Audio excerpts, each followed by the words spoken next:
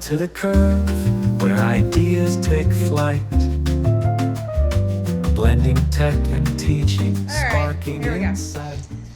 Welcome to the Learning Curve. My name is Cindy Nyval, and I am the coordinator for the Digital Learning Department at Region 7. I'm joined today by my co-host, Carl Moan. Hi, I'm Carl, Digital Learning Specialist here at Region 7.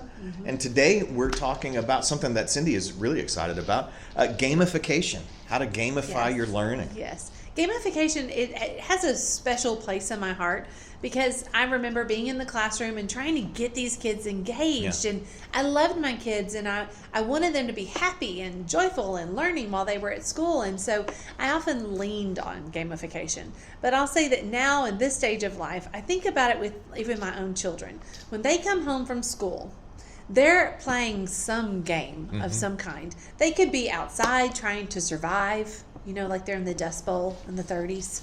Or they could be playing a board game with each other, or they could be racing, or they could be wanting to play video games because it engages them and it challenges them in their brain so that they're learning. I mean, every time they do any of those things, they're learning.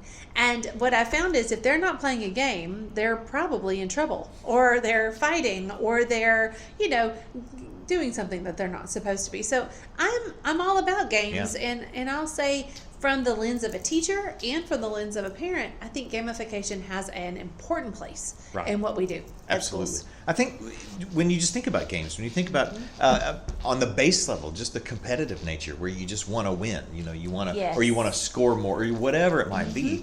But beyond that, I think ingenuity it requires and innovation to figure out how am I going to strategize, and how am I going to beat my opponent, whether it's basketball or football or it's chess. There's strategy involved in what we're doing to try to win, and that engages thinking on a different level. Well, and I think even just processing on what you were saying, I think it touches on soft skills too. Collaboration, communication, decision making, and those are all very important that our kids are aware of how to do. And gamification provides a really natural place to do that. If I'm going to be trying to do well in a game, or if I'm working with a team towards a particular objective, then I'm going to have to do those things. And I'm going to have to do them well. I think so. I agree. And so as we kind of consider what this looks like in a classroom, because maybe you're watching this, maybe you just tuned in and you're trying to figure out what in the world is gamification.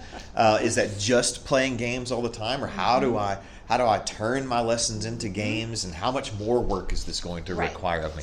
Because that's absolutely what we might think about. And when I think about games, so just to devil's advocate here, when I'm thinking about gamification, I'm sometimes thinking about these tools that might be fun, but is there really any learning that's taking place? So with gamification, what we can do is we can set up our classrooms so that as kids learn, they are rewarded via the system. I think of Class Dojo and some things like that. And it's all dependent on how you set it up. There's even been some ideas thrown out of, how could you give them points towards grades? And so I do think that just as with any other differentiated strategy to create engagement, gamification can just create a setting in which they're processing the content that they need to address. Yeah, that's an interesting idea. I like the idea of the experience points. I know that we had some notes on that, and that's a new thing for me. I'd not really considered that. One thing though that makes me think of, when I took some college classes and things, you would have some professors would have basically, here are all of the assignments and here are all of the points. So we'll just do an easy number. We have 10 assignments. It's going to be 1,000 total points in the semester. And whatever the number of points is that you earn represents your grade. I think strategy or something like that could easily be adaptable to experience points. How many points did you gain to get that grade? So I think there's some interesting tie-ins there. And that frames our work in a different way. Instead of this is an assignment or this is a test. If it is, I'm working toward a scoreboard, or I'm working to beat my own personal best on a quiz I've already taken, gamification gives them a space to take risks in a little bit better, I think. That's good. Because if let's say that I took a test and I made an 80, or I had a high school teacher who taught pre-cal. He didn't call tests. He was ahead of his time. He called them learning experiences, right? To our point. So let's say I had a learning experience and I made an 80 on it. Well, I could take it again for a higher grade. And so in gamification, if we set up our systems this way, we can create motivation for trying harder by, you can improve your score or you can level up. Right. Yeah. I think that's a really powerful thing of leveling up, right? What's the next level? And what I think also where this can connect, and it even can connect with my blended learning heart a little bit, is this sets up student data trackers really, really well because I'm keeping track of my score, I'm keeping track of my levels or whatever whatever the system might be that we're using. I'm the one keeping track of that, and I want to keep track of it. So it's not an arbitrary assignment or lesson or grade or something like that, nor is it necessarily this major kind of a thing where I've got to really be anxious about, am I going to make whatever the grade is going to be because is that going to lower me or rate, but I'm tracking it myself because I want to beat yesterday. I want to beat my best, right? Yes. And I think about, personally and then also just professionally. So personally, I think I've told my story on here before about Snorkel and the first time I used Snorkel, which is a feedback AI for growing skills. Yeah. And the first time that I did it, I got a 2 out of 4 and I said, oh, no. And that internal motivation and perfectionist Cindy kicked in. But then also, as I've delivered professional development, I've used systems like Blooket, and I've put teachers on Blooket, and the level of engagement goes from, they're sitting and listening to what I'm teaching about, and then they get on that Blooket, and they are all in, and they're standing up in groups around a desk, or they're yelling across the room because somebody stole their points, or whatever, and so we're more motivated, and we're thinking a little bit more critically because we've got a little skin in the game with absolutely. this. Yeah. Absolutely. Another thing that I think that brings into it when we're talking about levels and we're talking about games and we're talking about choosing the activities maybe that might be worth more points so that we can get our move up in the points board is we're actually bringing in choice. Yes. We're bringing in learning pathways into that, and in the tool like Blooket or in some others that we're going to talk about here in just a little bit, it's the game can be adapted to whatever the learning strategy might be. There are multiple different games. There are multiple different ways that you can do that. And you can create opportunities for students to say, well, I'd like to play this version of the game or that that level or whatever. And then it's a win-win. They're practicing the skill that you want them to learn, but they're getting a choice in it so that they're more involved. So, yeah, absolutely. I'm behind gamification because I do think that it just provides those blended learning pieces that we love so much and opens up that door very easily for us. So how do we, all right, let's just say that tomorrow I want to set out and I want to get my classroom game ready or gamified. What are some strategies? What are some ideas? And what are some maybe just thoughts that you would have about, what's the first step or the second step to get to a gamified classroom? So the first thing that we need to do is just figure out what is that learning objective for that lesson. And that you always start with your standard. You always start with understanding what success looks like. And so then you determine of that, what would fit well with the game. I don't want to make the impression that we're saying everything should be played on a game. There will be things that lend itself a little bit better. I'm thinking about, for example, if I'm teaching a writing lesson and the kids are needing to learn how to write central ideas better, well, I may use a platform like myshortanswer.com where they go in and they type their central idea and then they get feedback from other kids, and then that feedback is ranked according to who got the most votes and so forth, or because that fits with that. Or if I'm trying to teach vocabulary, it's much more fun to play a game on vocabulary than it is to write those vocabulary terms back over and over. And if they're continually coming back to that vocabulary in that game, like maybe we use a Gimkit or something like that, then I'm getting that repetitive feedback so that I can store it longer. Absolutely. Yeah, I like that. And I like the idea of, well, of course, we have to start with the learning because the learning is the point. It is. And I think that's one of the pitfalls that we sometimes run into when we're trying to gamify our room or to inject games into it, because you're right, not everything needs to be a game. But sometimes the strategy is, okay, well, let's go find a game, something that's fun, and we'll bring that into the class without maybe properly vetting it or properly developing what it is to support that skill. And we throw a game in there that might be sort of connected, but isn't quite there. Right. And I think that we've got to be really cautious with that, because the game isn't the point. Right. Just like we've talked about before, the tech isn't the point. The learning is always the goal. That was where my brain was going, was our conversation with John Carippo. That, if we're wanting to use a particular strategy or a tech or a game, the first thing that the kids have to know how to do is they need to know how to work with that content. Right. And then you introduce the game. Or you could introduce the game in like a low risk setting, like just a fun warm up or something, so they understand how the game works, so that then when you layer the content on it, they're not the cognitive load isn't too high. Trying to process both of those things. Yeah. And that's really important. And we need you to take nothing away, take that away, that the learning is the goal always. That's the outcome that we're trying to get to. So what are some tools? And we've got a few listed here in our notes, but what are some tools that we might use? And you've heard us say a couple already, throw a couple of these things out there. But some tools that we might use, and some ways that we might bring some of these strategies into our classroom to help level up the engagement. So we already mentioned Blooket. Yeah. Blooket's very fun because I think it's so visually appealing. Blooket, you get to choose your little character, and they've got lots of different games that come across. And but I will say, one tip that we've gotten from someone is, if you're going to be playing a game, you don't give unlimited time for them to join. Right. You say, you've got 10 seconds. Oh, you didn't join? Yep. You can play with a friend. Yeah, that's a good one. Yeah, something to think about. We mentioned Gimkit. Gimkit is great. It is for that repetition. You can use the same skill over and over.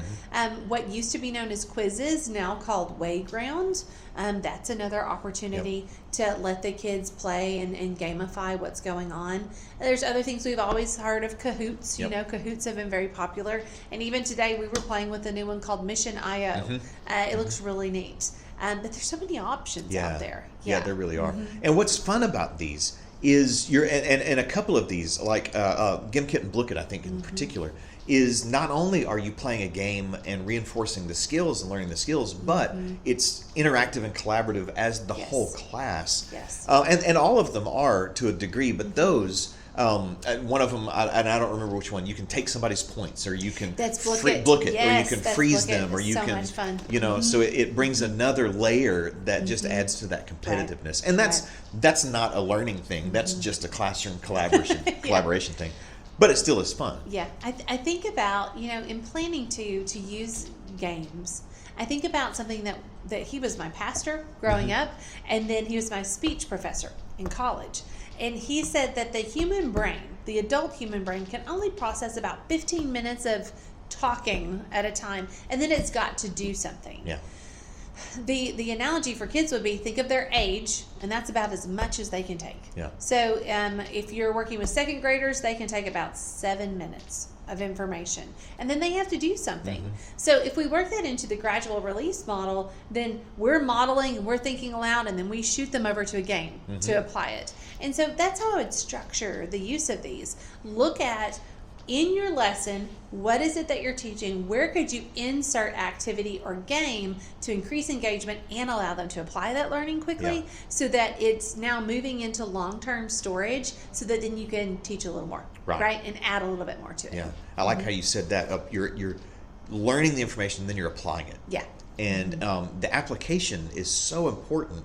And even when you go back and you think about blooms and you start thinking about those verbs, if I'm able to apply the knowledge, then it does sink in a lot deeper, and I'm going to be much more likely to remember that. Well, I think, again, back to if you've got kids who are sitting there and they're going to become disengaged without activity, talking about my sons, then they're going to get in trouble or start fighting or misbehave. Then let's work with their natural systems. Let's give them something that gets them up and gets them moving and challenges them and provides that opportunity for application. I think also when we think about that, because I love that idea of getting them up and getting them doing something. We can actually go even beyond, because everything we've talked about so far is a tech-based gaming tool or gaming idea. But it doesn't have to be tech-based. We can actually, if you really wanted to, you had some time on your hands, you could really gamify your entire room. And I'm thinking of station rotations, where as you move around, you have a different task to complete at a different station. And it just takes a little bit of creativity to take the same thing that you would do. Right, so I've got my teacher table and we have some small group discussion. I have some independent work over here. I have a tech station or whatever it might be. Yes. You're going to be doing the work anyway. It just takes a little more innovation, a little more imagination to turn that independent workstation into a side quest on some mission or something like that. It makes me think of escape rooms are one of my favorite things in the whole world. And so like Breakout EDU, Yes. that's a great opportunity and high levels of engagement. They're working through information based on the content that you've taught. And, wonderful idea. Yeah. I think there's another game that I played with my kids during Star Review called, is it Trashketball, maybe, where they every correct answer they got right in the review earned them the right to shoot a wadded up ball of paper at a trash bin, and those kids would work so hard to get those answers right so that they could shoot. And whichever team got the most baskets won. And so it doesn't have to be digital. It can absolutely just be real world context and with trash can and paper. If you need. You've got that. Everybody has that. And so it's thinking just a little bit outside the box, a little sideways sometimes, to come up with what are ways that I can engage students in fun, interactive, creative things. Now here's the downside, and there is a downside. Your classroom is going to be a little bit louder than it was before. Even if they're playing in a tech game online, they're going to be a little bit louder. And you have to learn to adjust to the noise level. But what I think that you'll see is much higher levels of engagement among your students. And I think much higher levels of comprehension, much higher levels of application, and really of content mastery. And that's where we really want our students to be. I do want to jump in and say that I think also if you use gamification, you have to create a culture for that to take place in. That's good. So many of us are naturally competitive or not competitive at all. And so setting the norm that when we're gaming in the classroom for learning, it is about learning. That's the point. And that we are going to create a culture where we celebrate whoever wins, and then we all have the opportunity to be able to express and learn in a completely different way. And so we want to make sure that we set those norms appropriately whenever we play games with our kiddos, and that we're going to cheer everybody on, and that we're going to mix up groups to make sure everyone's involved and be able to be successful. So, I think those are good. And we would love to work with you on developing strategies for gamification in your classroom. Reach out to us. We would love to help you discern what's the best way to bring this into your room. And maybe it is physical movement around the room. It might be. It might not be. If you have limited space, then it might not be moving around the room, and it might be finding ways to bring some of these digital tools into play. But we would love to help you with that. This is what we do. We find new ways to bring new innovation into learning, and that's really what we want to lean into. We're here to help. We love to come play the games ourselves. Absolutely. That's secretly what we really want to do, is just come play the game. So if you've got an idea or a need, don't hesitate to reach out to us, and we will set up a time to come and learn with you and with your kids and look at how we could get gamification into your classroom. Well, thanks so much for joining us today. We hope this was informative. Hope it was entertaining or something. And we hope to see you next time. Thanks for joining us.